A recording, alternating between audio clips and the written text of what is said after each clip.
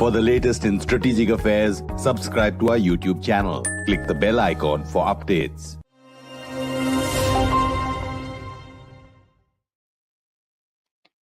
This is Stat News Global. I'm Amitabh Brevi. Pakistan hits, India hits harder. That's the message that is clearly going out from Operation Sindoor. There's been a wave of information, more details that have come out, an official briefing by the military, by all three services. And Nitin Gokhale, our editor-in-chief of Stat News Global and Bharat Shakti, joins us for more on that. He has lots more from his sources. So all the viewers who are watching this, do keep your questions and comments ready, and Nitin will take them as and when I can put them up. This broadcast is going out on both Stat News Global and Bharat Shakti Live. The big picture, the headline that we put out there, if you can just tell our viewers about that. Well, like you said, India has conveyed this message to Pakistan on day one that we hit you the day on 7th of May when this first attack India did on 9 different targets, very carefully chosen targets. And since then, this has been the consistent message. We have hit you, and that was a deliberate hit on you because of what had happened in Pahalgam. The line was crossed. But henceforth, if you hit, we'll hit you harder. And it will be rinse and repeat. So we'll not stop until. Therefore, the headline is that Operation Sindoor is still on, because although there is a stoppage of firing that was decided on Saturday, and there are some ceasefire violations that are happening, or the violations of those terms are happening, so India will hit back harder. And the sequence of the events that have unfolded is tremendously important to understand, because why did Pakistan ask for stoppage of firing is important to understand. And that's the big message. There were 3 objectives in Operation Sindoor: military to begin with, political, and psychological, because this is also a psychological battle between India and Pakistan for more than 75 years now. So if you want to talk about this big message that's going out, you're talking about Operation Sindoor. There's that public media, briefing that many of viewers would have seen. There were question and answers taken there as well. But you have a wealth of information and data of what happened in terms of the sequencing. That's right. This new normal that we're talking about, does it enlarge to the bigger picture? Does it involve any attacks of terror attacks as well? Is that also involved in this you hit, we hit harder? Oh, indeed. In fact, that's the bottom line, that any attack, any terror attack that happens in India, and if Pakistan doesn't give sort of proof that it hasn't happened from there, India will hit back. India reserves the right to hit back. This is the new normal. So that every terror attack, big terror attack, obviously, very major terror attack, will be seen as an act of war. That's one. Number two, despite what President Trump has tweeted twice or put on his Truth Social post, that I'm going to mediate and they're going to talk about other issues. Marco Rubio said something.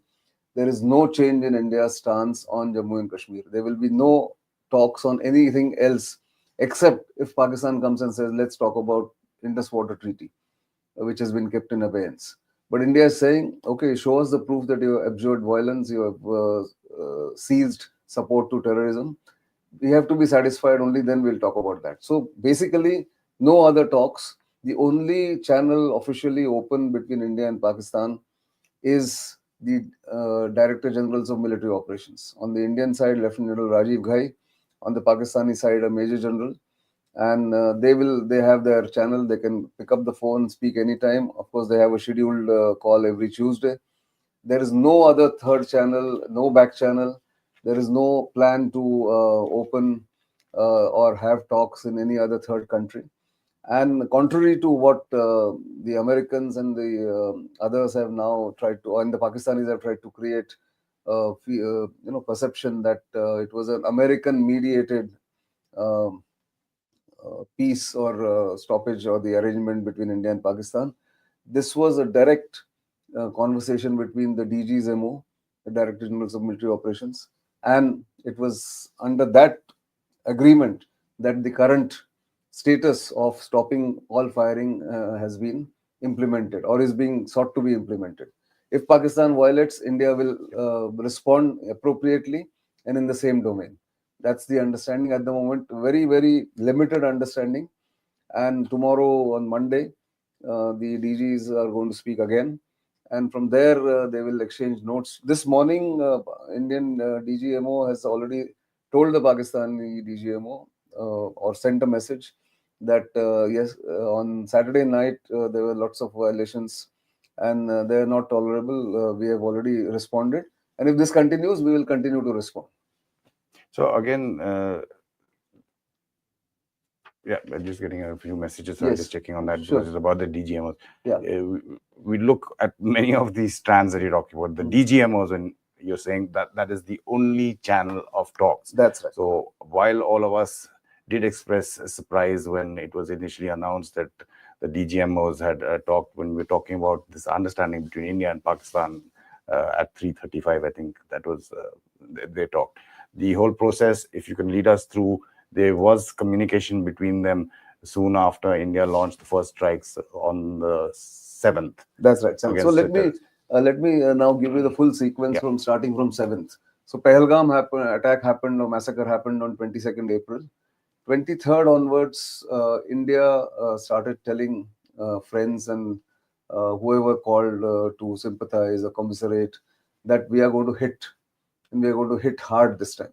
So the term that were used was, just to tell you exactly how the messages were passed to the world, that so that was the provocation was considered major. There was a universal condemnation most of the time, and most countries, dozen countries, recognized that India has the right to respond as it deems fit.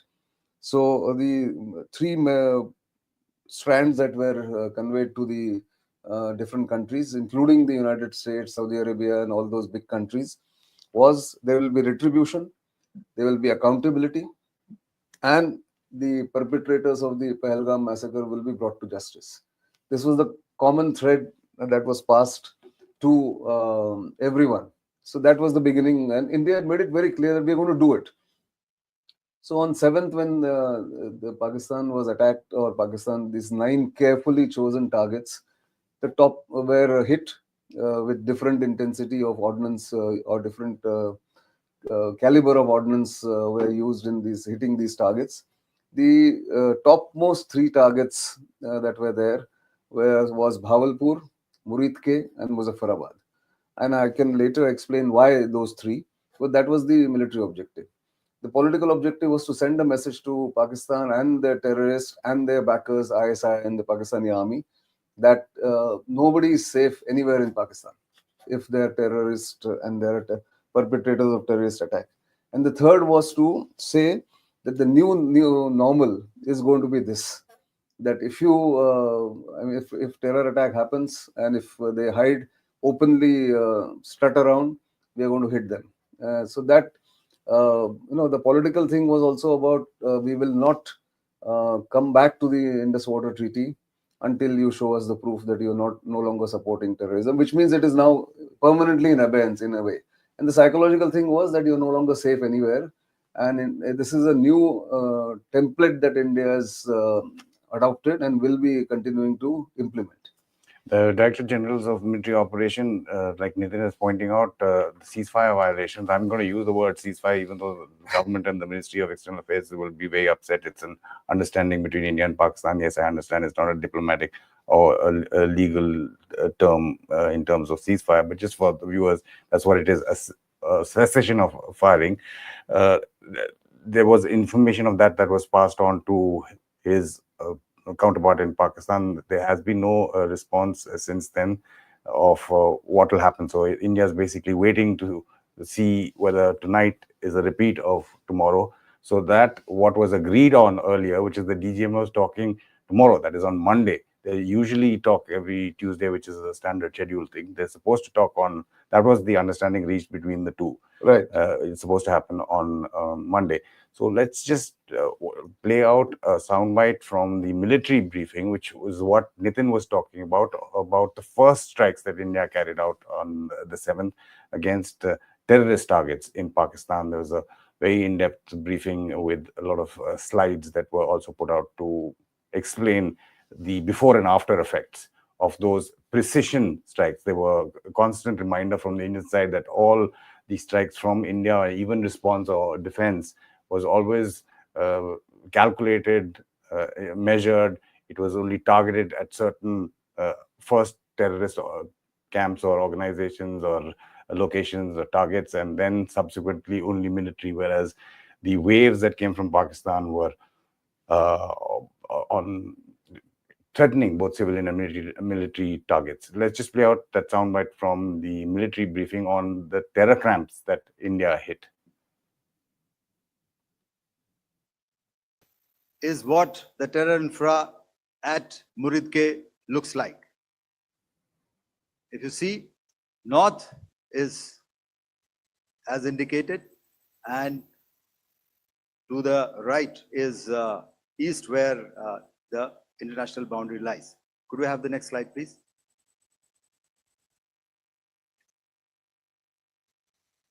Orientating. Just go back one slide. Okay. Please have a look at this red building, the series of buildings out here, and this empty ground. Next. If you relate, the empty ground is here, and you see this is the first weapon that is impacting. This is the impact point number 1 on Muridke training camp with our precision guided weapon on early morning 7. Next, please. Keep your eyes glued for the second weapon coming in and the second impact on the selected target point. Next slide, please.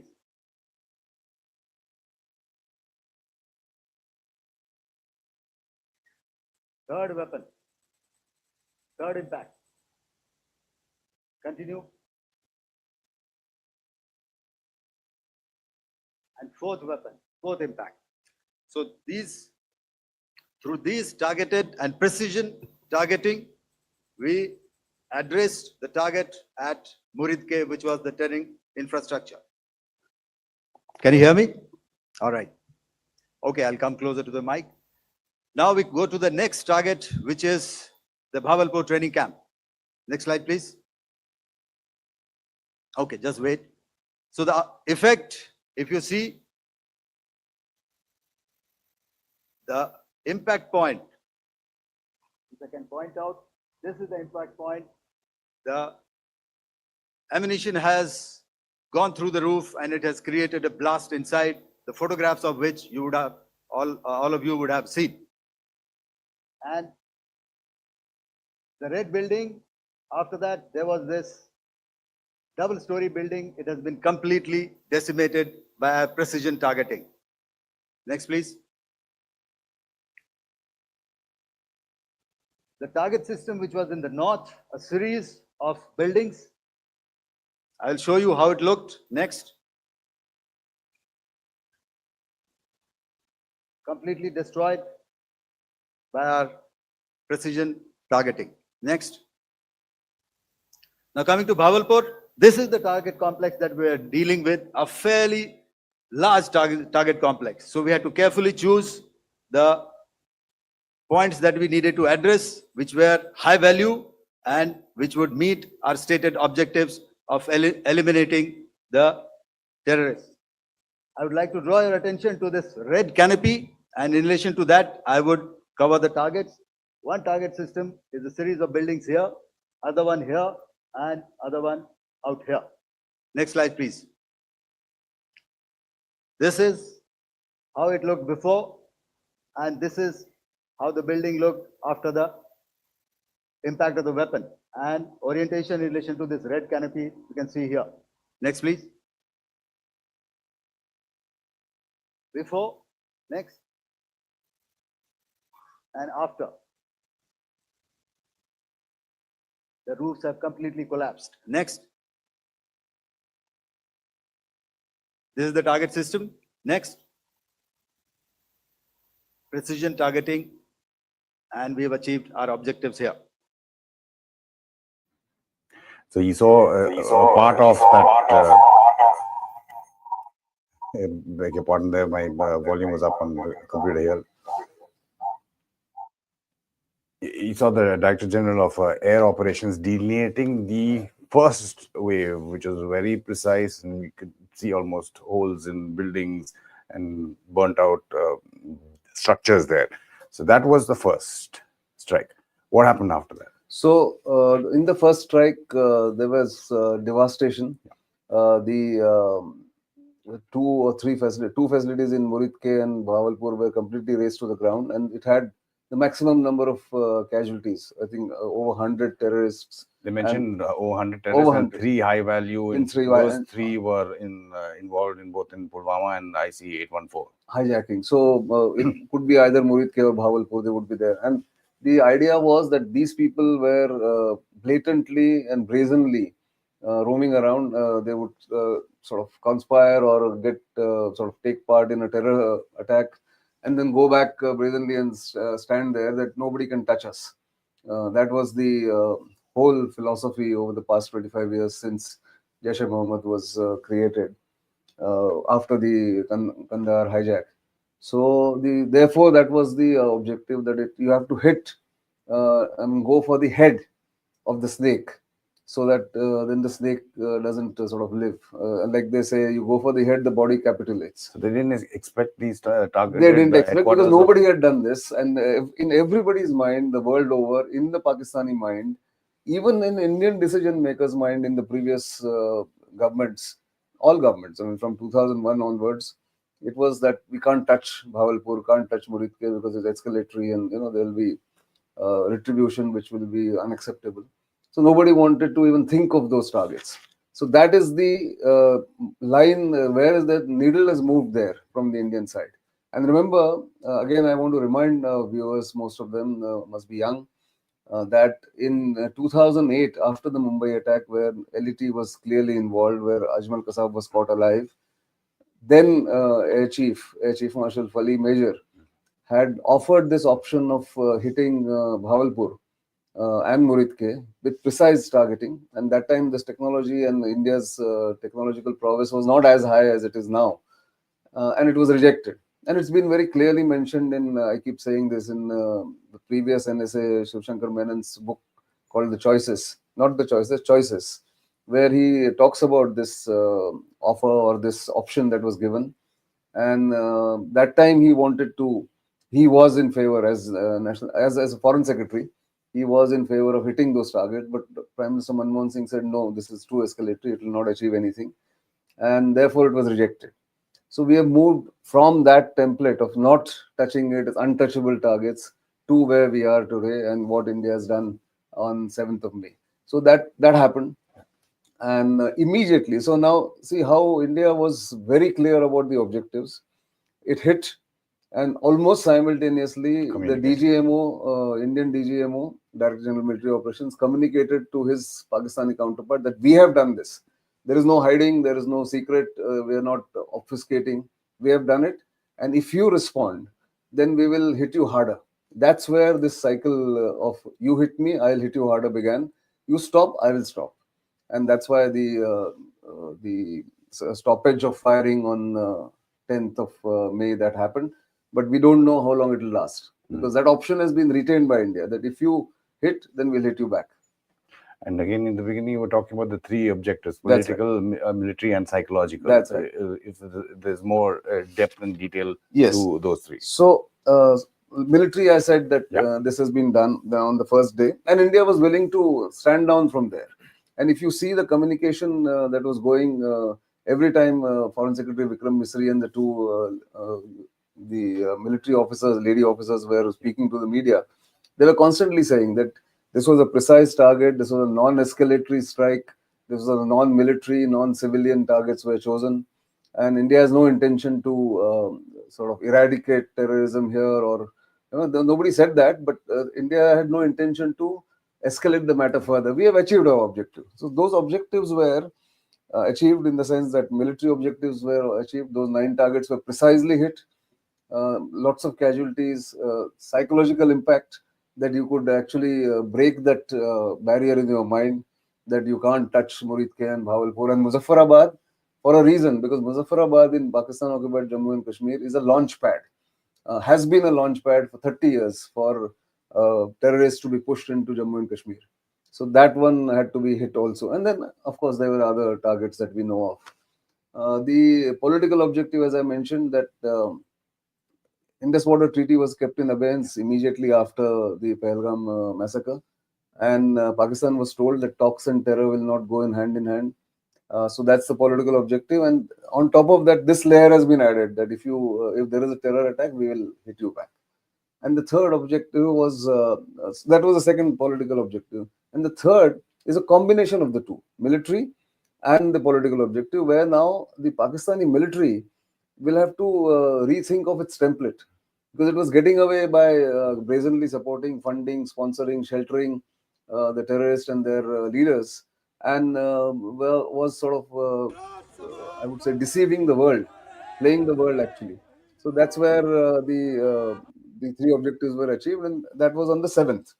8th night, Pakistan tried to respond militarily, because they had to from there, and that's where the cycle began. 8th and 9th, Pakistan intensified its attacks. So when both were thwarted, there's minimal damage, no damage almost, because India's air defense performed admirably well. That's what happened. Then India also responded, with the same proportion, in the sense drones were sent, armed drones were, surveillance drones, some missiles. That happened on 9th. And 9th, after 8th and 8th night and 9th morning, when Pakistan did that, which was comparatively milder attack or a response. Then 10th morning, the heaviest provocation from Pakistan came on 10th morning, or 10th, the 9th midnight, 10th early morning, around 1:30, 2 o'clock, where they tried to hit at least 12 high-value sites, including the Adampur airbase, the Halwara airbase, and other targets, and then opened up across the line of control and the IB. Now, that was considered a major provocation. Again, there was hardly any damage Indian side. So that was considered a major provocation. So India or Indian military commanders had been given a free hand, that if this happens, you can, without asking for permission, or without seeking validation, or without seeking directions, you can go ahead and open up the way you wanted. So on 10th morning, 8 major air bases of Pakistan, which I think, I'm sure we have a map, and which we have shown earlier. Among them, 2 were extremely important. That was Chaklala and the Rafiki, and one more, I forget now. So these 3 among the 8, and Rahim Yar Khan down there in Sindh, completely damaged. Their airfields were damaged, their runways were damaged. Chaklala is actually very close to the general headquarters of the Pakistan Army.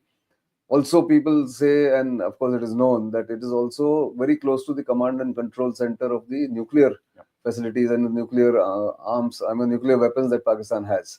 So that actually on 10th morning, early morning, when this happened, Pakistan again tried to do. That was the second larger attack or response from Pakistan on 10th.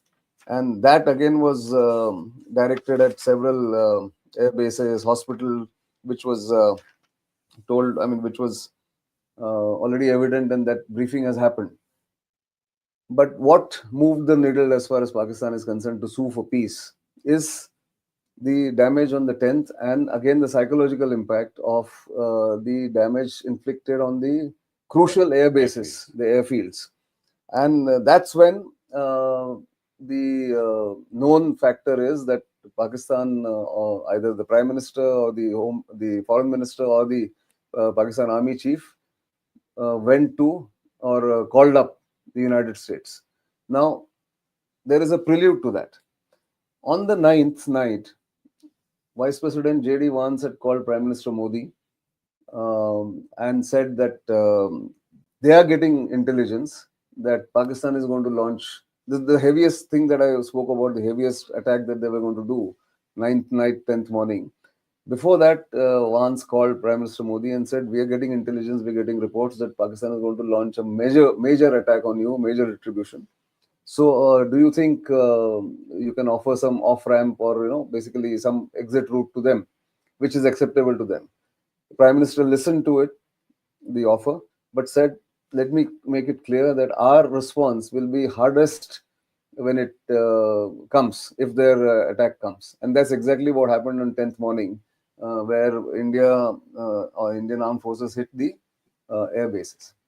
So, in essence, what has happened is the culmination, we're taking this timeline, it's because those airfields were hit so hard, and the fact that air defense and all other measures were thwarting any of Pakistan's attacks, is what forced the Pakistanis to go to the Americans. Yes, they went there. And also, in the meantime, India had twice or thrice told the Americans that only channel that will work for us DGMOs.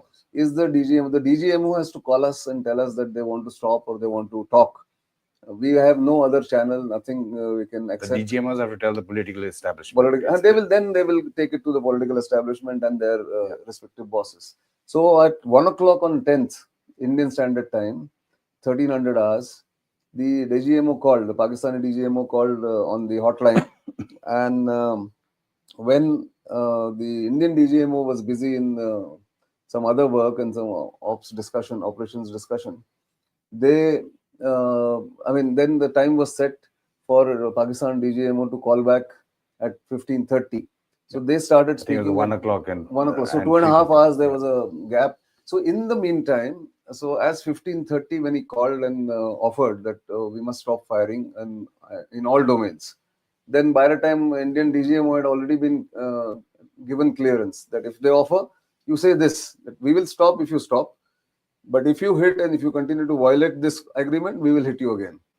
So once that was conveyed to the Pakistan DGMO, I suppose by about 4 o'clock Indian Standard Time, for 1600 Indian Standard Time on Saturday, this is the interesting part. So somebody from the Pakistani establishment would have told the Americans, either Rubio or Vance or White House, that this has been agreed upon. And that's how Trump tweeted or put it on Truth Social that I have negotiated this. But to be absolutely clear here, after speaking to multiple people, that America had no role except for conveying indirect messages. They did not mediate. They did not force India to talk. They said, India said, Pakistan has to tell us bilaterally that they want to stop, only then we'll accept. That's the sequence of events. And therefore, Trump being Trump, he put it on Truth Social before the declaration of the arrangement, the agreement between the two sides. That's how this played out. I think that's an important point to, again, just discuss in more details, because Trump initially put that message out on Truth Social that he was mediating and he had got India and Pakistan together. And then subsequently, his last night, again put out one on Truth Social, Social or Truth, whatever his thing is called. Again, saying that he was responsible and he was going to go to sleep. So that's why and mentioned Jammu and Kashmir and that there would be talks. And I'm going to do trade. I don't know what is he going to buy from Pakistan anyway, but that's an aside. So again, to make it clear, I've spoken to different people in the government, and the message is very clear that there is no change in India's stance as far as Jammu and Kashmir is concerned. So there is going to be no talks or comprehensive dialogue or something of that kind, third country, and then somebody else gets involved. That is not going to happen, despite what Trump is saying. But Trump is saying, and Marco Rubio, why he said that this is going to happen in the third country, I think we will have to ask Marco Rubio if we get a chance. But nobody knows here why this was said. But this was a sequence of events. Interestingly, the Saudi Arabian minister was in India, and then Pakistan, and he never offered to mediate. He said, "You have the right to retaliate. You have done it the way you have done it, so we are okay to go ahead and do whatever you want." So we're very sympathetic, and surprisingly, this time the so-called Islamic unity that Pakistan used to tout, uh, because they said that we have the bomb, the nuclear weapon, and this is considered an Islamic bomb, and therefore the Islamic world will unite behind us. That has not happened this time. This time, the Emiratis, even the Iranian, when he was here, the minister, he didn't condemn or didn't stop it or whatever. Malaysia, very interestingly, he is also Anwar, the Prime Minister, has actually gone ahead and supported India's stand on the right to hit back. Saudi Arabia, I've told you, has except Turkey, which has got its sort of bee in its bonnet for a long time from 1954. So it was not surprising that Turkey is supporting and Azerbaijan is supporting Pakistan completely. No other country unequivocally has supported Pakistan. Now that's the other important point that I wanted to make.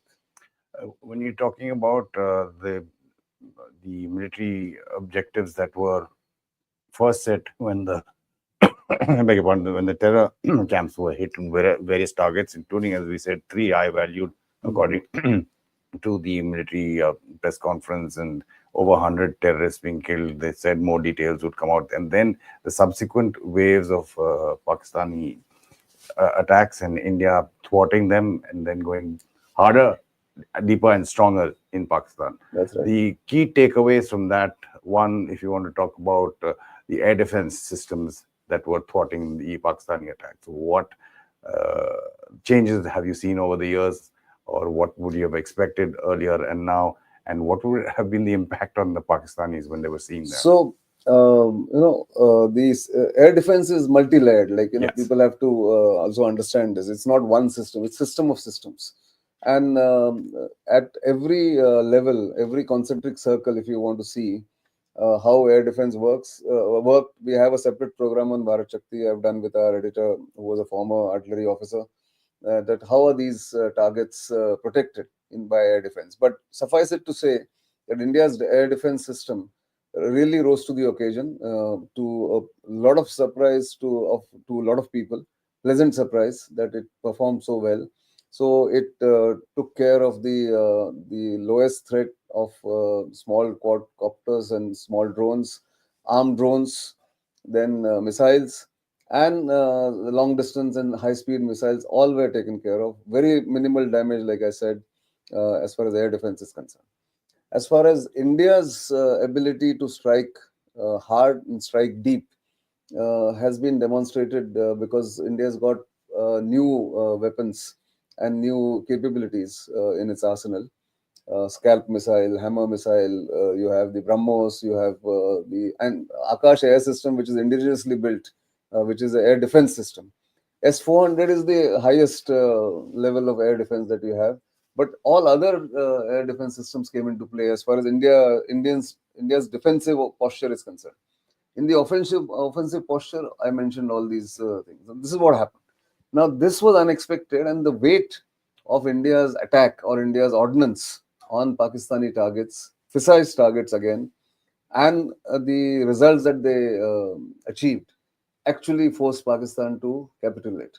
I mean, that's something that people must understand, that this is what has changed. One is, of course, the political will to take that risk of attacking or targeting the terrorist infrastructure in heart of Punjab, Pakistan, Punjab, striking with precision and able to strike immediately. So one aspect, political aspect that comes in here, or international aspect that comes in here, because earlier there was no how diplomacy and military work together is what I want to bring out to our viewers. That normally what happens is many people call diplomats, different countries, different prime ministers. They keep calling that cool it, don't escalate. You are a responsible nation, all that.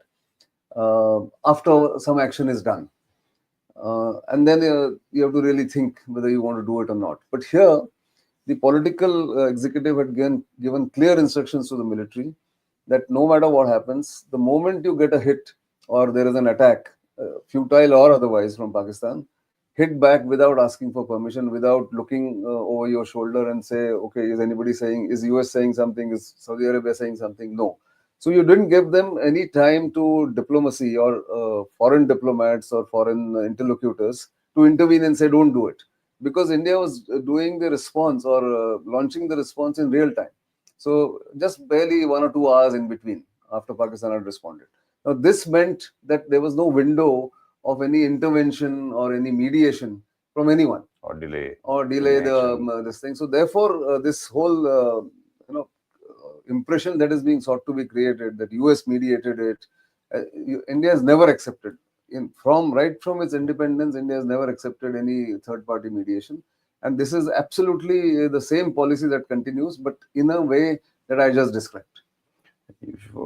Kind of related to that, if you want to take this question from Amit Singh, important, it is the call from the US to the Pakistan. Does that have something to do with us knowingly or unknowingly hitting their nuclear command center or storage facility? We've seen those reports. Nobody can say for sure, but certainly the West gets really paranoid when the Pakistani military panics. And then, they have created this impression in the minds of the Western think tanks and decision makers and influential people, interlocutors, that look, this dimension you don't forget. And therefore, everybody gets into the act. But here, like I said, India did not give that space or that window for anything of that kind to come in as an intervention. And therefore, I think General Asim Munir and his DGMO and his Prime Minister would have just gone running to, like I mentioned the sequence, went running to America and said, intervene. But India told you. And interestingly, I'm told that when Prime Minister got a call from JD Vance, that time also, and separate calls to, like they have mentioned, to Dr. Jaishankar as the External Affairs Minister, to NSA Ajit Doval and all that. In all the conversations, it was made clear to them that we will hit if they hit, and we have hit already, but we are willing to de-escalate if they don't respond. That was told to them. And they were told to convey it to Pakistan. You do whatever you want, but we will not accept your instructions or mediation. Let Pakistan come to us with what they want to do, with a suggestion what they want to do. And that's how this played out. So am I understanding this correct when I say, because there were lots of questions asked earlier, even if not openly, there were doubts raised in people's minds when the first objective was given by the Prime Minister, saying that the military has complete operational freedom to take whatever action it needs to, wherever, whenever, at a place of its choosing. And the second one, which came when the understanding, and I don't want to use the word ceasefire again, but you know what I mean. Stoppage of firing. The stoppage of firing happened. Again, it was publicly put out both in the statement and when the Foreign Secretary said it was because the DGMOs spoke at 3:35 and everybody was saying, yeah, I mean, who are the DGMOs to decide that? It'll have to come back to the political establishment, etc. That point that you want to... Yeah, in fact, that is something that is quite emphatic. Whoever I spoke to, and I've been trying to sort of piece together the sequence of events, the way this has panned out, the way this is controlled, the escalation, the way the directions were given. India has made it very clear to everyone that only channel that will work, or only official channel that is functional between India and Pakistan, apart from the token embassy or high commission that India has in Pakistan, is the DGMO's channel. Apparently, also, now that you remind me, the day India did the first strike, within the one against the terrorist camps, 7th on 7th, all the 9 terrorist camps and terrorist targets, within 2 hours, India's charge d'affaires in Islamabad was summoned by the Pakistanis and told that this is not acceptable and we are going to respond and all that. So that channel is also in a way open, but that is a diplomatic channel. But as far as the military action is concerned, it is only, and now subsequently, it is the only channel as far as immediate decisions are concerned. And that is what needs to be understood by most of our people. And as you said, emphatically, India is making the point. It was in all statements made very clear that there is no mediation.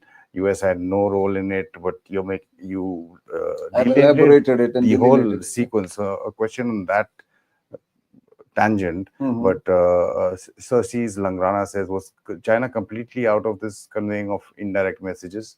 Indeed, in China would have told Pakistan what they want to do, and there's no surprise that China has supplied 80% of Pakistan's military hardware. So using Chinese hardware was expected, and it's not surprising.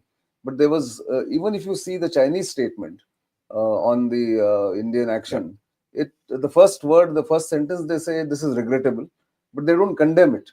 Unlike the earlier times, they just say that these two are our neighbors, they are friends, and both of them should sit down and sort it out. It doesn't say we will mediate.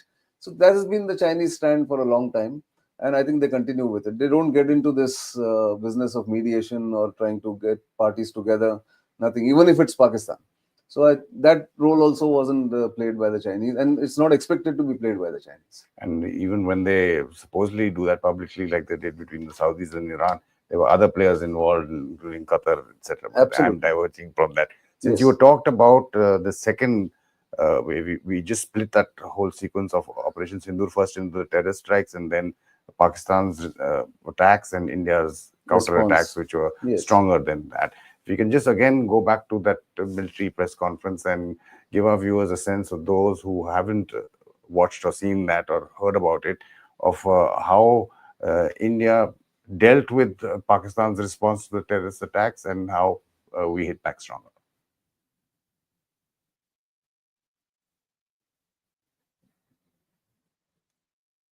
You some of the effects that have been achieved as a result of our air operation.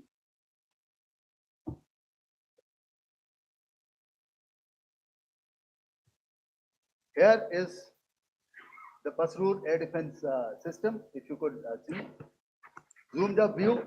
This is the radar mounted on a high tower. And after the strike,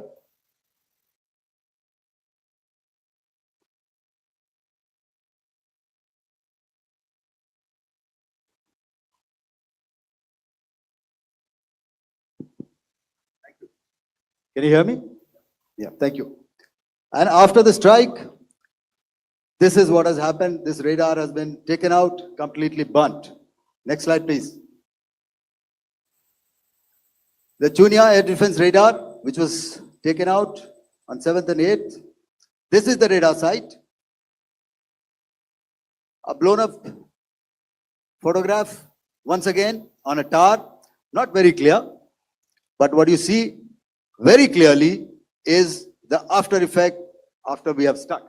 The radar head has been completely decapitated. Next slide, please. Arifwala air defense radar.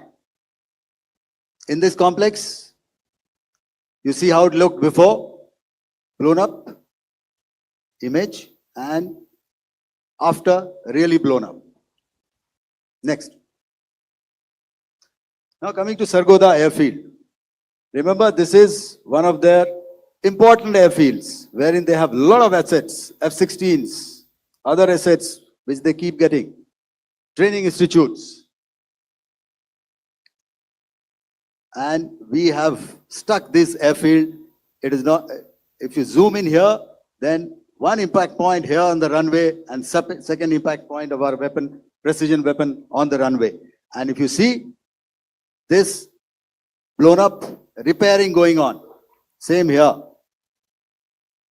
Next. Raimiar Khan. This is the area we have stuck. A deep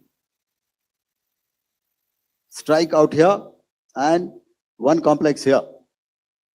So this is how it looked before, and same.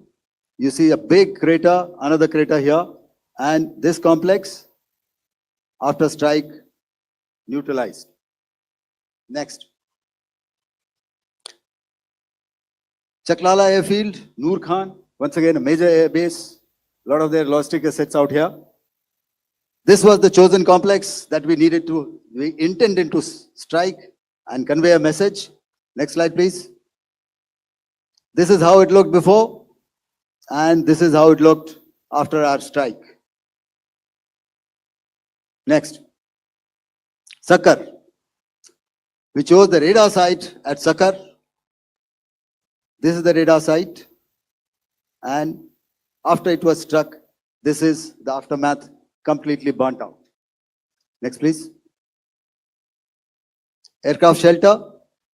This is how it looked before the strike, and this is how it looked after the strike.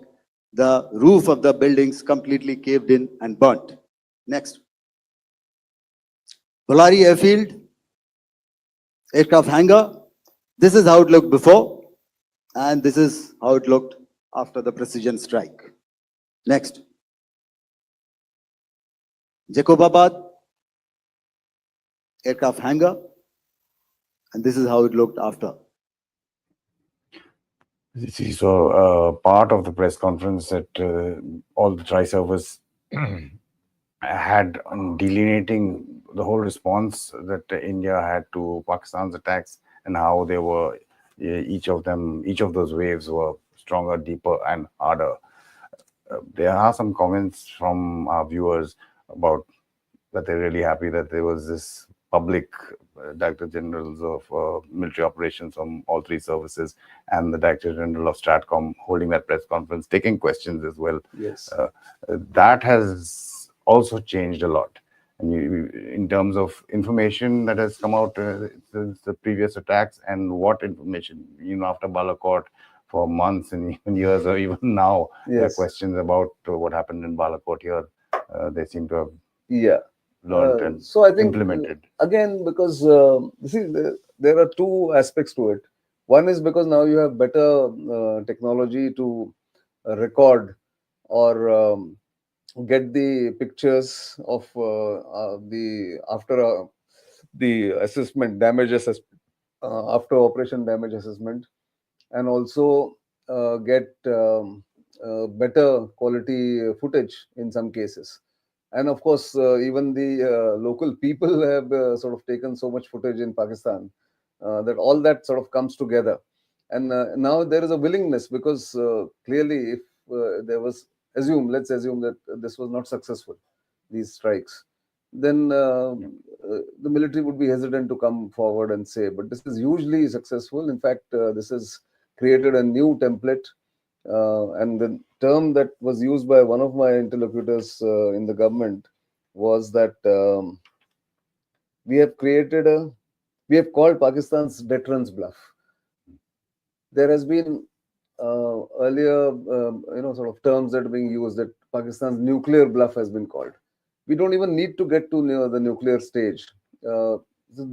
Pakistan was not feeling the deterrence even after, say, Uri. They immediately did Pathankot. I mean, they did Balakot, Pulwama, and then India sort of did Balakot strike. That got 5 years of deterrence, let's say. Now, this deterrence is far bigger because India has now actually gone and hit targets that were considered sacred and sort of no, you can't do it, that kind of thing. That has been obliterated from India's own decision makers' minds and the world, that Pakistan doesn't have the capability or the wherewithal to hit back if this happens. So nobody can hide unless you are sort of now in secret. This brazenness has been taken care of with this. So that's the deterrence bluff has been called as far as this is concerned, as far as these strikes are concerned. So maybe some of you missed that part, but just enlarging on, if you want to again repeat it, this deterrence part, and a question coming in from Mundo Traveler, what compared the request for a ceasefire?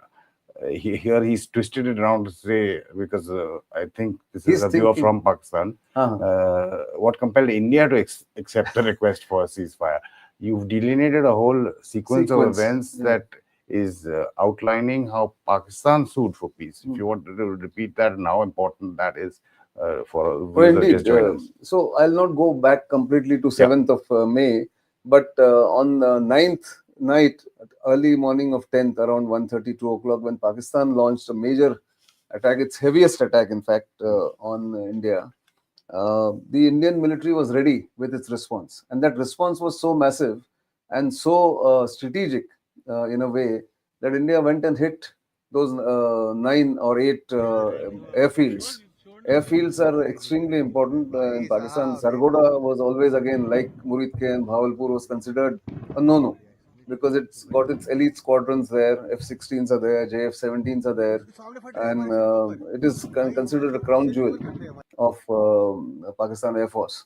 And to hit Chaklala, which is right next to the general headquarters, I think that convinced Pakistan Army that this cannot go on, and that is what therefore they sued for peace. Why did India accept is also another question in lots of people's mind. I think a lot of people yesterday on Saturday, when this was announced, people were angry, they were disappointed, they thought.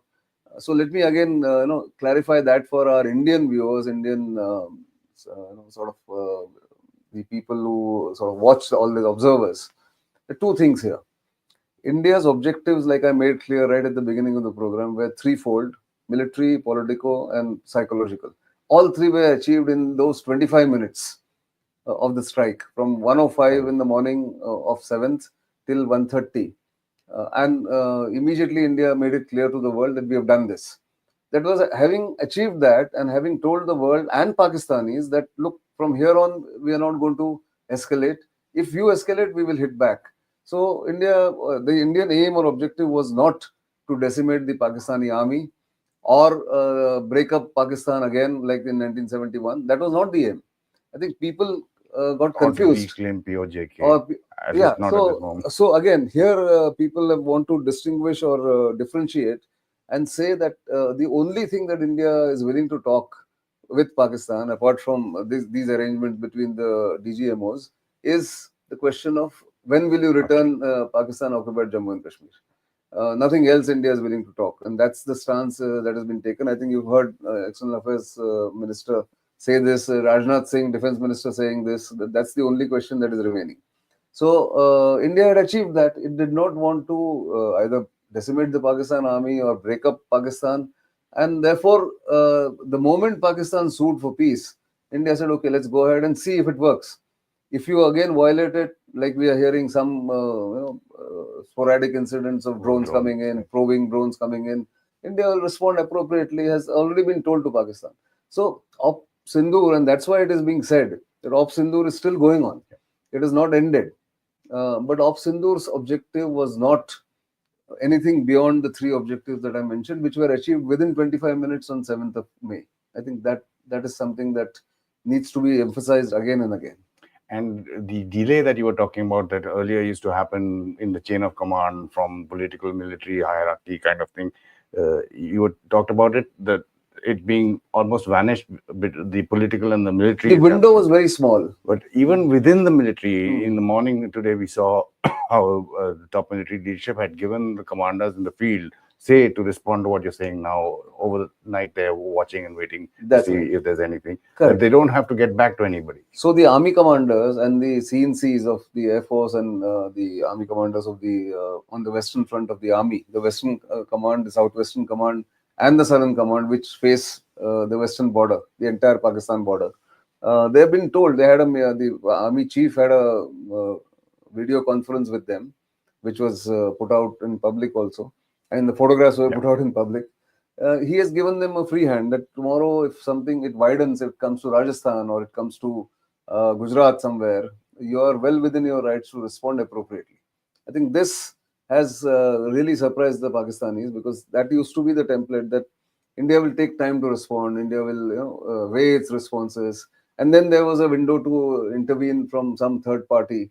That used to happen. That is not happening anymore. Another question, and thanks for the support from Sanadani Joe. Namaskar Gokhale Saab. He says, can India take away Pakistan's nuclear capacity long term? Long term, who knows? I mean, every time India is actually. John Maynard Keynes who said, in long term, we're all dead. Yeah, exactly. That's one. And secondly, actually, if you see long term, the way India has responded to Pakistan's provocations from Kargil to now, each time this has gone, the threshold has come down of tolerance, India's tolerance, and India's responses have become stronger and harder. So who knows what happens then? Another question, which is not related directly to Operation Sindoor, but the lessons learned not only from here, but overall, considering your expertise from Review Hub. Isn't it high time India starts to focus on developing the aerospace sector for both domestic and military use, developing it further, I presume, because it has moved in the last few years. We have the capability to develop indigenous technology as demonstrated by ISRO, missiles, nuclear, etc. Review Habas. In fact, yes. I mean, that's going to be the next step India is going to take, because this has demonstrated the splendid performance of the air defense system. Also owes much to the indigenous Akash system, the indigenous or collaborative MR SAMs, and also the anti or counter UAS systems that India has. They are all indigenously manufactured, developed, designed in some cases. That has proved that India needs to be self-reliant, and that journey has began a long time ago. Destination is a long way away, but this will give much more confidence both to the government as well as to the industry and to the users that yes, we need to do this. So this is an opportunity for any defense manufacturer sitting abroad to come back and collaborate with Indian companies and start doing much more for India in India and manufacture for the world, perhaps. So that will happen. Sahil Panse has a question on General Asim Munir. How do you see the road ahead for him? Munir, he now carries the responsibility for Pulwama and Pahalgam.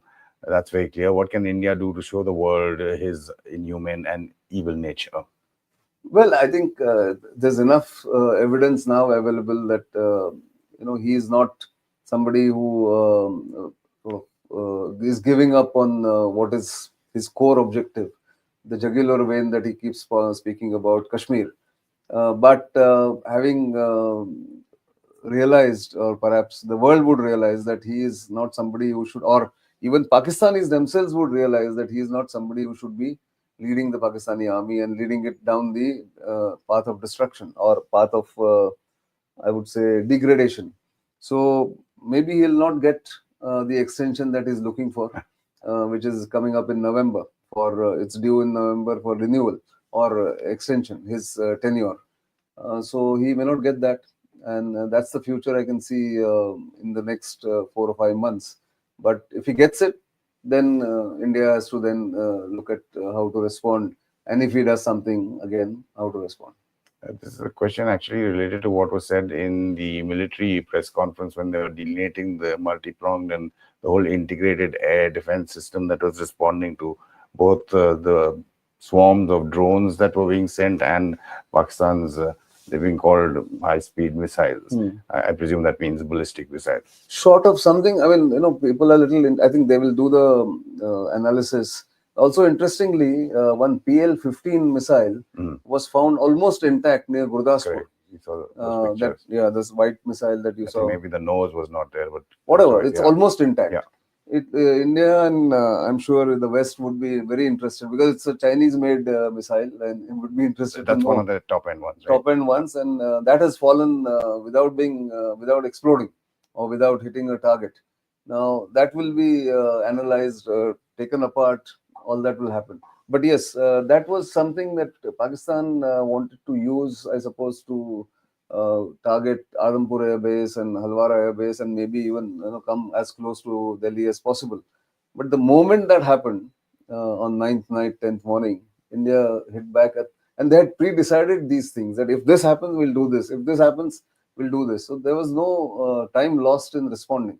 And that, I think, has caught the Pakistanis by surprise. And second thing, their air defense is shown to be porous and completely ineffective. Which is, again, largely dependent on the Chinese, right? In fact, yes, their high-end air defense system that they have is, they call it HQ-9, but it's actually the S-300, the earlier version of S-400, taken from Russia, a lower version of S-400, bought from Russia, and reverse engineered. Now, we don't know what value addition they have done in that, but clearly it hasn't proved to be very effective.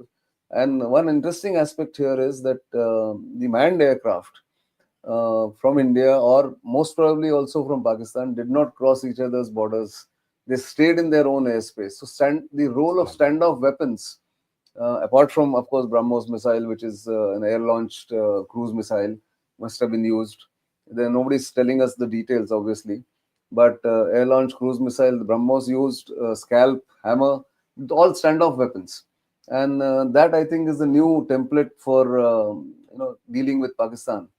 I think the Indian military will be quite, I won't say elated, but they will be quietly satisfied that all their plans, all their doctrines, their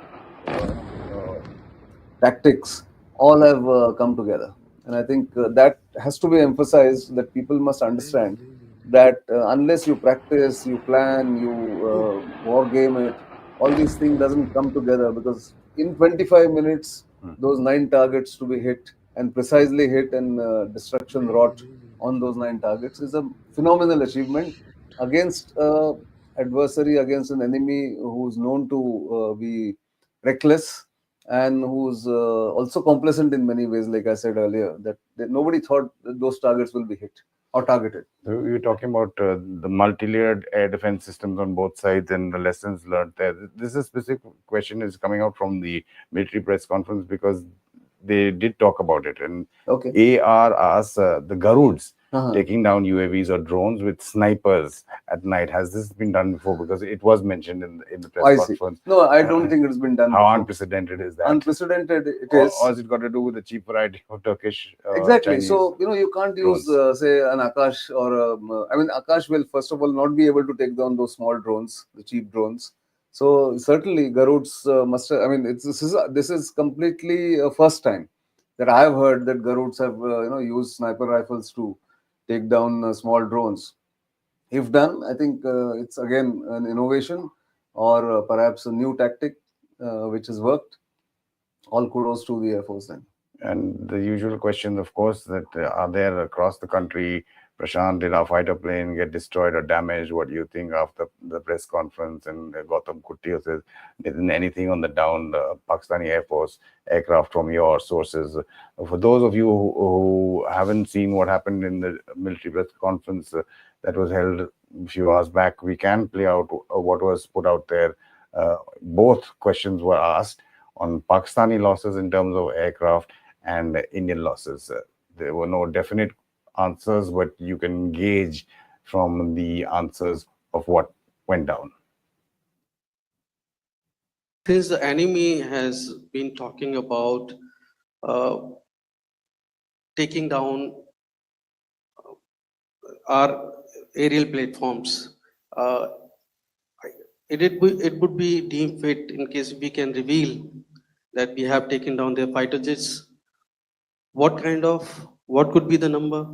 Though you said that they may be not good to reveal the platforms, but since this has come from various quarters in Pakistan, so I believe that we need to answer, in case if you can, sir, if you may allow. The question is for me? Yes, sir. Okay, and if I get it right, you want to know how many of their planes we have downed? Yes, sir. Yes, sir. All right. See, as I said, their planes were prevented from coming inside our border. All right. So we do not have the wreckage with us, but definitely we have downed a few planes. Numbers, we would not like to hazard a guess out here. Okay. I have the numbers, okay, and we are getting into the technical details of it to establish it. So I would not like to put a figure at this time, but definitely there are losses from their side which we have inflicted. Assets we lost, because there's been a lot of speculation going on, international media writing a lot of things about back to back what the question was about losses on the Indian side in terms of aircraft as well. So can you give a number of assets we lost, because there's been a lot of speculation going on, international media writing a lot of things about our platforms, including Rafales. I mean, Pakistan claiming that Rafale has been downed, etc. Can you put that question to rest and clarify on that? I guess that question is for me. All right. I'm happy that you've asked this question. You know, we are in a combat scenario, and losses are a part of combat. The question that you must ask us, okay, and indeed that we must ask ourselves, you inclusive, is have we achieved our objectives? Have we achieved our objective of decimating that terrorist camp? And the answer is a thumping yes. And the results are for the whole world to see. As for the details, what could have been, how many numbers, which platform did we lose? You know, at this time, I would not like to comment on that because we are still in a combat situation. And if I comment on anything, it will only be advantage adversary. So we don't want to give him any advantage at this stage. All I can say is that we have achieved our objectives that we selected, and all our pilots are back home. Thank you. So you heard both questions being asked. There have been losses on the Indian side in terms of aircraft. It's clear there, and it's again plural in terms of the Pakistani side. The question that repeatedly is being asked is why are those numbers not being given out?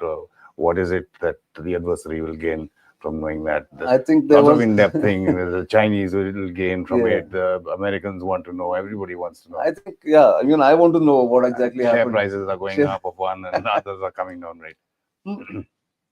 I also want to know, but if the Air Force is not willing to give it or the government is not at the moment willing to give it, we'll have to wait.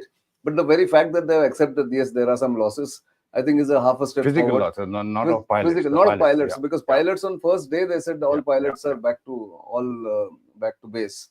We'll have to wait. I mean, there's no other alternative because at least we are not hiding now, which is a welcome step, I would think. So let us see where it goes from here. Just taking other questions from our viewers. Shira says, if there is a terrorist attack in the next few years, let's even take out that time period, what would be India's response? And that's what you've been outlining about this new normal. Yes. The new normal is that if there is a major terrorist attack, India will consider that as an act of war and then take appropriate action. So the action will always depend on the reaction will always depend on what the action has been. I think that again is a new normal, and several new normals. Like I said, India is now called Pakistan's deterrence bluff. Like I said, but it has gone where earlier nobody has gone. Nobody thought India will go or dare to go, and also done it with open challenge to Pakistan that we are going to do this, and we have done it. Now you decide what you want to do. If you want to hit us, we'll hit you harder. If you want to stop, we will stop. But if you hit us again, we will hit you harder or the hardest. So that's rinse and repeat, which is, I think, a new kind of a strategy.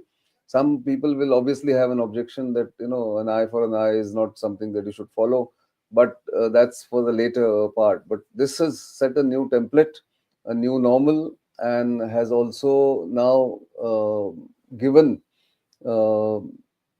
scholars, think tankers, analysts, commentators a new food for thought that what is India's new doctrine. I think this campaign, Operation Sindoor, will be studied in much detail in years to come. It will be taught in various military schools, military institutions, because there are several lessons from here. I mean, in one program, we cannot even talk about it. I'm not a military man or an expert, but several lessons. I mean, the way the tri-services sort of came together, the synergy that was there, the quick decision making, the freedom to act, the freedom to hit back immediately, the ordnance that was used, the precise targeting, surveillance, all that I think has so many lessons from this that it's too overwhelming at the moment to even contemplate. You mentioned tri-services, so let's talk a bit about that because the Director General of Naval Operations was also present there, and I think there was a question. Yep, it's naval related from Sam Rockon, I think. Jain sir, should there have been a naval blockade to hurt the import-export of Pakistan? But just the Director General of Naval Operations had delineated how the whole of the Indian Navy, whether it was in air, all the three sea, surface, sea or subsurface, or subsurface, were ready and poised to take any action. And without giving any details, he indicated that Pakistan had got the message that if need be, so if we're talking about an escalation ladder, I presume, Yes. you could talk about the naval element and how So the asymmetry between silent service, force, silent, but extreme pressure that is being built up from there. absolutely. Kargil, they were used. Kargil, they were used. They were used during even. I mean, the P8I platforms have been used. I'm sure in this surveillance. The MQ-9B that are sort of on lease in the Navy probably have been used to record and keep a eye on what was happening. And maybe some of these images that you're seeing, which were shown today, were taken by MQ-9B or MQ-9 that is there, the earlier version. It's not the one that India has bought. It's going to take some time to come in. But these are capability enhancers. These are force multipliers. And the Indian Navy, like you said, had played a silent role, but very important role, because you have bottled up, or at least put a pressure point on the Pakistanis, because their main source of getting their export imports is Karachi port. And if Indian Navy is poised all along the international maritime boundary line near in the Arabian Sea, then the deterrence is unspoken, but an extremely effective deterrence that is there. Another question from Yash says, as we have adversaries on two fronts, I mean, now Bangladesh is also posing some kinds of issues there. Our Air Force is already 12 squadron short. Do you think we need to purchase more planes immediately off the shelf, 4.5 and 5th generation? Of course, we need to purchase. It's a very obvious question, and I think the government is battling with it. And I think this will be an impetus that the government will get, that it has to be ever ready, constantly ready. And you never know what the bigger adversary, China, has up his sleeve or has in its mind to sort of teach India a lesson for having done what it has done to Pakistan.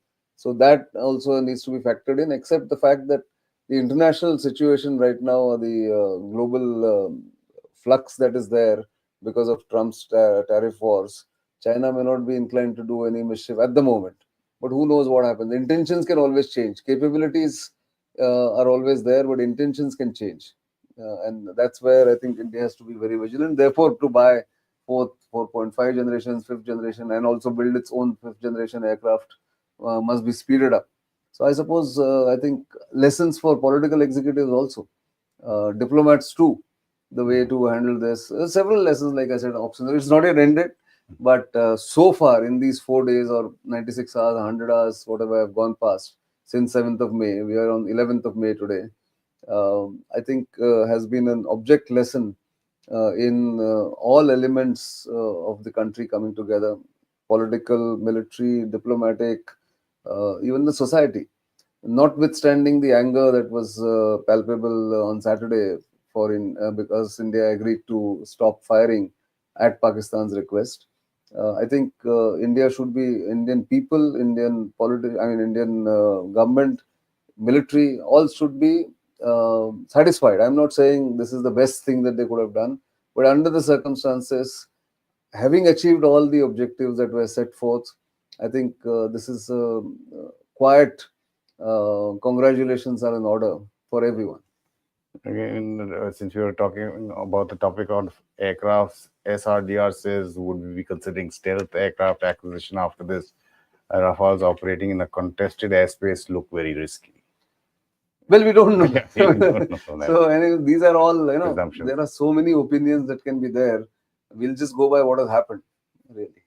And since you were talking about China, and again, the larger picture, one question is, over the last few years and maybe even a decade, Pakistan did not appear as a blip on India's radar. I mean, in the larger picture, of course, apart from terrorism. Yes. Because of what they were doing to their own country. Correct. That's economically, internationally, internationally, on the terrorism front. West itself. Yeah. If we're talking about objectives, and if that was one of Pakistan's objectives, to get hyphenated again, get international attention, if that was, have they achieved that? No, I don't think so. Again, this hyphenation business is very tricky. And if you look at it from Pakistan's point of view, certainly they would like, and they've already proclaimed victory. Shahbaz Sharif has gone ahead and said that we have won. He's praised his army chief a number of times, showing who the real boss is in the speech that happened on Saturday late night, early morning on Sunday. So from Pakistan's point of view, yes, that was their objective, certainly. But India will deny them that pleasure because India is not allowing any third party to come in. And India, despite what other countries are doing, there are subtle changes in the way countries are now treating India and treating Pakistan. Let's take the example of the OIC, the Organization of Islamic Countries, which used to have a boilerplate standard condemnation of India whenever it took action against Pakistan. This time, They probably didn't even have to have meetings. They did, They just yeah, it was already changed the and- date and give it. Yeah, exactly. But this time, because India had already briefed many of the members of OIC, except of course Pakistan, that we are going to do this. We are going to ask for accountability. The retribution is going to happen. Most of the countries already had in their mind that India is going to do something. So therefore, condemning outright without any thought would have been difficult for them. And therefore, Pakistan was really surprised, apparently, that OIC took 2 extra days to issue a statement. And it was a very nuanced statement. It was not the same statement that it normally does. That was one. The second part was that because India had told everyone that we are going to do this, and India, like I said, didn't give the window to anyone to intervene or plead on Pakistan's behalf. Now the other countries will look at India and have started looking at India differently.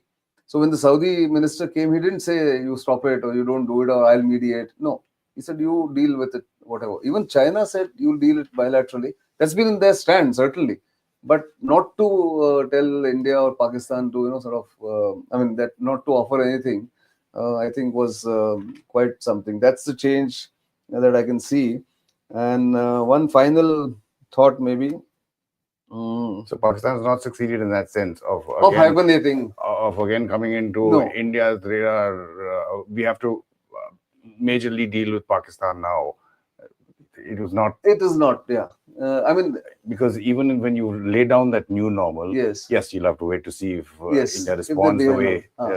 that we say that we'll hit harder. Correct. Suppose, God forbid, there is another terrorist attack. Yes. But we've laid down those ground rules, that's right, which are a change. Right. So it would probably take some time to go back for that new normal to have an effect to that India continues on its path and Pakistan is not among the headlines or discussions that we have. Hopefully not. Yeah, exactly. And I think that is the change again that India desires.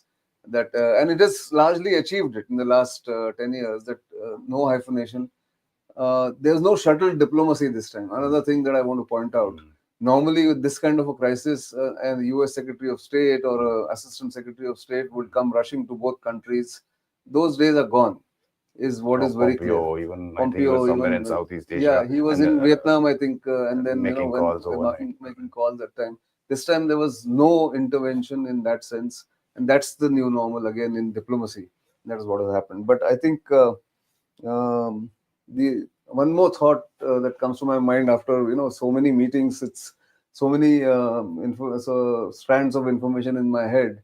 One of the things that one of the interlocutors said was also that creating uncertainty in Pakistan's mind is the new normal. If you have to really define what is the new normal now, apart from the kinetic and the military action that I described. Now, they don't know how India will react. There is no old playbook to go by as far as Pakistan is concerned. India will always, apart from the new things that have been now laid down, there is no old playbook.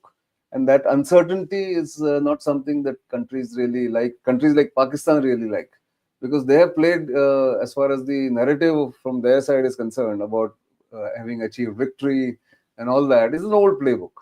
But I mean, India doesn't bother about that playbook. The West can go lap it up, do whatever it wants. But on the whole, India is satisfied with what it has done. It needs to do more. Of course, there is another question that came up in certain discussions, was that who's taking the political ownership of this arrangement of stopping the firing? There is no political decision in that. This is the DGMOs who have decided, and therefore there is no political ownership required. And in any case, the objectives were political. They were military objectives. There were psychological objectives. Both have been, all three have been achieved. So I think that's where we are, I think. And since we're talking about Pakistan, let's play out one of the reactions that came in from the Pakistani Prime Minister Shehbaz Sharif when he was addressing his nation yesterday, of course, as Nitin was pointing out, and we had also played out some of the audio from his speech yesterday, which is largely domestic oriented about victory, how Pakistan had got its objectives. But here he's talking about two different issues. He's talking about the Indus Water Treaty, which is still in abeyance, and he's talking about involvement of the US through President Trump. कि आबी वसाइल की तकसीम जम्मू और कश्मीर के तनाज़ा समेत तमाम तस्वीयातल मसाइल इंसाफ के तकाज़ों के मुताबिक हल करने के लिए पुरअमन मुज़ाकरात का रास्ता अपनाया जाएगा। इस मौका पर मैं सदर ट्रंप का खुसूसी शुक्रिया अदा करना चाहता हूं, जिन्होंने जंग बंदी के लिए मुखलिसाना किरदार अदा किया। So 2 points there about the Indus Water Treaty is still in abeyance. Nothing has changed there. If you want to just encapsulate what India's position is on dealing with Pakistan, of course, we're waiting to see if there are no repeat of the violations of along the border of the IB. But apart from that, what's the next step? So next step is on Monday afternoon, the DG is going to speak to each other. They will try and set some framework, some rules of engagement, or how to not escalate, because Pakistan has asked for no escalation or for the stoppage of firing. That will be one next step. Second would be to then do damage assessment as far as Indian own damage is concerned everywhere, and to deal with Pakistan, to make sure that what the new template that has been set is set in motion in the long term also, at least in the medium term to begin with, and then see if Pakistan changes its behavior. Indus Water Treaty will remain in abeyance for several reasons, not just for this one, but India has been sort of traveling down that path for 3-4 years since about Indus Water Treaty. And the reason that India had decided to wait for an opportunity to walk out of Indus Water Treaty was threefold. One is that it was a treaty based on earning goodwill, and Pakistan was not reciprocating at all. And then the feeling that came in Indian decision makers is that Pakistan cannot use terror as a state policy and then use Indus Water Treaty to discuss or implement. So this, they had it coming. Pakistan had this coming. Also, 3 other reasons why the treaty needs to be either renegotiated or just scrapped and then looked at some new arrangement is this technology has changed. As far when the dam was built or the dams were built, technology was different. The demographic change that has taken place in India is also humongous in Punjab and in Jammu and Kashmir. Now India also needs that water. And the glacial melt, that is the climate change, is a major factor. Glacial melt that happens has unseasonal floods. It creates problems for India. And the instrumentality of terrorism that Pakistan has used has prevented India from doing what is given to India in the treaty. Implementing those plans also has been difficult in Jammu and Kashmir, for instance. So therefore, India needed to get out, and Pakistan gave them an opportunity to get out of this treaty by keeping it in abeyance until they abjure violence and show us the proof. I think that's where. So that condition is still there. It's still There's there. still an off ramp for Pakistan, because in the They have medium, to come for that discussion. correct. Yes. In the medium and long term, there is going to be a lot of impact on Oh, yes, Pakistan of if course. there is control of water. Yes, yes. But there is an off ramp in terms of possibility of renegotiating it or Correct. changing the things so that Pakistan gets back into the treaty. That's still there. That's If- still not maybe the same treaty, Of but course yeah, not. some That's- new arrangement maybe. correct, But yeah, exactly. If they abjure violence, abjure the terrorism as state policy that they adopt, only then. So India has actually, sort of created a scenario which for Pakistan is probably impossible to achieve. And until that happens, India will not step back into the Indus Water Treaty, either the way it is or in the new treaty. one of the reasons, again, the Ministry of External Affairs and the Indian government is not calling it a ceasefire, apart from diplomatic legal, is you have to look at who is calling it a ceasefire. Yes. And Pakistan is calling it a ceasefire. Shehbaz Sharif was talking about it there, Okay. and he was mentioning Trump. He thanked Trump. So if you want to recap again, encapsulate this very strong point that needs to go out, because Indian Mastiff says, I think India asked for US help. No. So I think that narrative is again typical Pakistan Western collaborators. I mean, their Western collaborators collaborating and joining hands to set that narrative. This is one weakness that India has. One of the lessons is to be ahead of the curve in setting India's own narrative and putting it in perspective. But let me put this in perspective, since I have met different people and I know how exactly the sequencing happened. So just to go only back to 10th, when the Pakistani DGMO called, and before that, okay, let me go back to the 9th night when JD Vance, the US Vice President, called Prime Minister Modi and said that they are getting an indication or input or intelligence that Pakistan is going to launch a massive attack on India. But again, conventional attack. There is no mention of any nuclear attack or anything, or no brinkmanship there. That also one must clarify.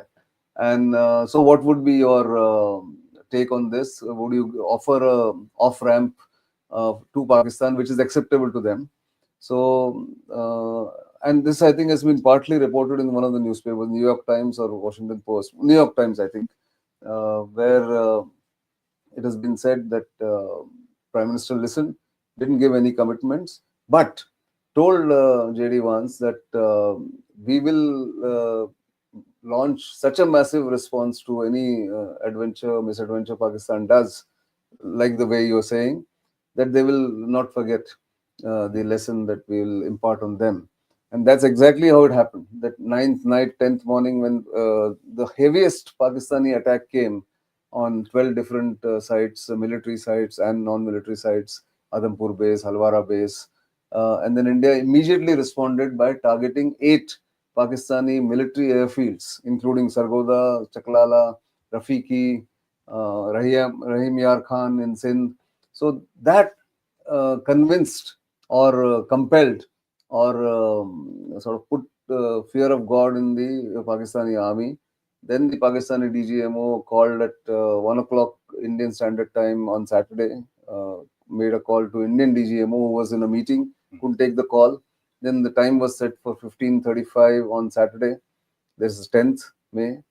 Then they spoke, and that time he offered that we should stop firing and you should reciprocate. So India said, okay, you go ahead, because this is already decided. Like I said, right at the beginning, even before 7th May, that India will, if it achieves these objectives in those strikes on the specific targets, 9 targets that were chosen, then India will be willing to stop at this if Pakistan stops.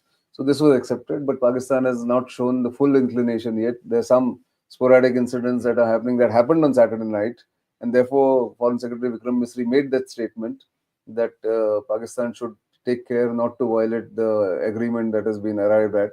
And tonight, 11th night, would be a test case. If they violate it, then what would be India's response, which is already decided that it will be proportionate in the same domain. And then we'll see how it goes, because tomorrow they're going to, that is on Monday, they're going to speak again at 12 o'clock. And then we'll know what happens from there. A specific area question being asked, Ashima Jain, about reports of a ceasefire violation in Rajasthan spreading. Is it accurate? Which is looking at those.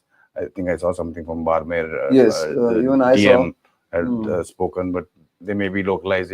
India would be looking at a larger picture. No, so India, wherever. So if there is a localized drone activity, It will be dealt with. It will be dealt with, and then they will talk again, and so this will continue. This cycle will continue. So people have to also understand that this stoppage of firing doesn't mean that India will not respond to Pakistan's violations. India has made it very clear that it will be proportionate, same domain, but dependent and cognizant on compulsion on Pakistan to decide whether they want to completely stop or continue this game, which India is willing to continue as far as possible. You're talking about the Indian narrative. Part and parcel of that is the media, which we are part of, but a different stand, and hopefully a stand that viewers keep coming back to. Sami Dodge 123 says that television mayhem, and I presume mayhem, and the online chatterati is being projected as a coordinated campaign by the government. We briefly talked about it yesterday also. Oh, is it to pepper the Pakistani and demoralize the Pakistanis? Disinformation that they have to deal with so much that overwhelming them. Well, if it's the if it is a strategy, I don't know, because nobody has approached me to do that, and I won't be a part of it also, even if somebody approaches me. But that's not something that gives long-lasting results, is my personal view, because it's outlandish, it is exaggerated, and it is also absurd to do the kind of theatrics that people do on television channels, and then sort of I would say devalue strategies and devalue military capabilities, and you become an object of mocking, which I'm seeing on social media. Pakistanis are mocking about, I think some anchor said ki ab hoga Karachi pe nanga naach, something of that kind, and Pakistani ladies and girls are saying, they're dancing around and saying, ye dekhiye, ye hamara dance hai, and that kind of thing. And so it basically, you lose credibility, you get mocked, which is not what is wanted. I mean, India is far bigger power in every parameter possible. So why get into that? I mean, it's okay to target the military audience or the military generals or whatever, but Pakistani entire society or entire, let's say, the consumers of news, there's no point. I mean, it doesn't achieve anything really. We talked about lessons being learned there, ongoing being learned, and through over time they will also be studied. But we talked also about platforms that were needed, technology, what lessons would be learned, where would we go from here. One strand that Abhiram asked about is, can you talk about defense exports of our country? Would there be any takeaway from what has happened in this? Oh, there would be tremendous takeaways, because multiple takeaways actually. Because if Akash system, air defense system has worked so well, more and more countries would want them. Akash is up for exports. It's available. Pinaka, we haven't spoken about the multi-barrel rocket launcher. It is also very effective. It is something that people are looking for, asking for. And then several counter UAV, UAS systems India has manufactured or designed and developed. So I think, yes, huge scope for Indian defense products to be exported, because they've been battle tested now in this particular Operation Sindoor. New novel for Pakistan. Let's see how it goes from here. India has set out red lines that have been moved way deep from what we could think about. But the larger picture of India and how it's looking at itself in the globe and its major threats. One question that's coming from Ushar sees again, what's your opinion of India taking on China? If there is Chinese aggression on our eastern front, I assume also he or she says that China would be taking notes on our capability and how we've been responded. And just the overall picture of what, where India was in the global scenario before, say, Pulwama happened, before Pakistan dominated everything. I think India's standing will go up. There will be lots of interest in studying the way India has prosecuted this campaign and executed this campaign, and the larger politico, military, diplomatic, and psychological objectives that it set for itself. As this comes out everywhere, I presume so many others would be also looking at, from diplomats to, like I said, analysts to military students, technology entrepreneurs. India has risen, and India will now get more attention from the world, is I think the larger picture. And I think China, like you said, will also study. It will also try and tweak its policy or doctrines and tactics against India, given the way India has now executed this Operation Sindoor. And not just India's behavioral patterns and tactics and strategy, the implementation of Chinese technology, how everything, yeah. Because whether it performed, didn't perform, they will study that also. Because, like I said, their HQ9, the earlier S300, didn't perform up to the expectations of the Pakistanis, perhaps. And their offensive weapon, like I said, that weapon misfired and fell here. We don't know whether JF-17s were used at all. So, again, that we'll have to wait until we get some more evidence. But yes, they will study that also, certainly. And Shersi says, thanks for taking the questions. I'm a he. So thanks, Shersi, for giving us those questions. And thank you for our viewers for all those comments and watching through as we, through Nitin Gokhale, with several contacts and sources in the government and what the military had put out in terms of that press conference. We try to bring you up to speed with where we are with the Operation Sindoor. Keep track of all developments here on Stat News Global and Bharat Shakti, both on our social media sites, on our websites, and our YouTube channel. Good night and Jai Hind.